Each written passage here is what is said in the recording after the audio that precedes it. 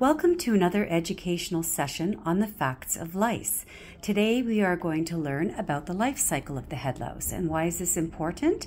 Well, if you don't know the life cycle of the head louse, it'll be hard for you to get in and interrupt that life cycle. So let's start with the day that the egg is laid. In about 6 to 7 days after that, a louse hatches.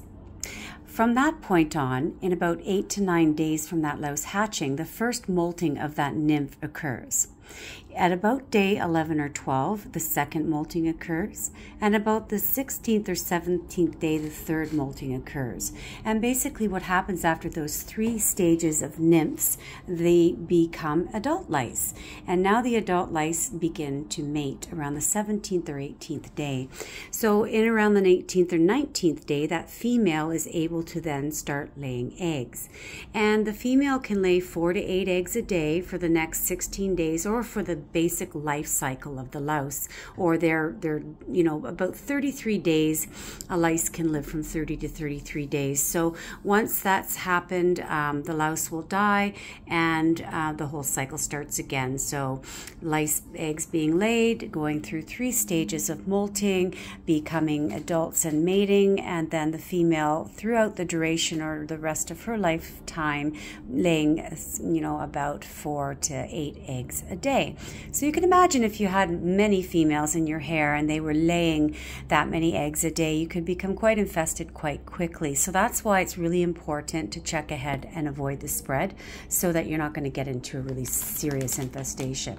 What we're going to do now is just have a quick look at what the lice eggs look like. And so, you can see they're attached to one side of the hair shaft on an angle. Those brown ones right here are the ones that you're concerned about. If they're white or clear, you're not really going to have to be too concerned, because those are empty egg cases or DEC plugs or other types of hair debris. And so you're going to just see that the egg is actually on one side of the hair shaft, and it really does not move or slide on the hair shaft. And it's very viable when it's dark brown. So here's just another look at the life cycle and how that works. And basically interrupting that life cycle over a 2-week period when they're actually laying those eggs and those nymphs are hatching. You want to get those nymphs before they become to a stage of adulthood. So that 2-week period is crucial to get in there from the time that egg there is hatched and they go through those 3 stages of molting before they hit that stage of mating. That's when you have that best opportunity to interrupt their life cycle and end that infestation. So let's look here at some actual lice and their eggs. This is fantastic. So you can see how those little eggs are brown, and you can see that they're very tiny and they got little tiny tails on them. So let's look at that nymph stage 1. You could see via my finger how tiny those little nymphs are. And look at the stage 2, they're getting a little bigger, and the stage 3, they're much bigger. And then from there, they come into their adult size, which is there. And we have our female and male louse. And the difference is kind of like humans. We're, as females, a little rounder, and the males have a little bit of a thinner torso.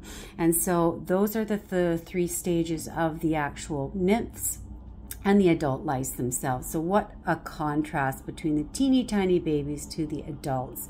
Now here's just a look at what the eggs look like on the hair shaft, so again, these are really, really brown, and they're attached to one side, which means they're viable and they do not slide on that hair shaft, versus that other stuff like the white I showed you, which is a hair debris. They'll slide on the hair shaft and they won't move. So anything white is not lice.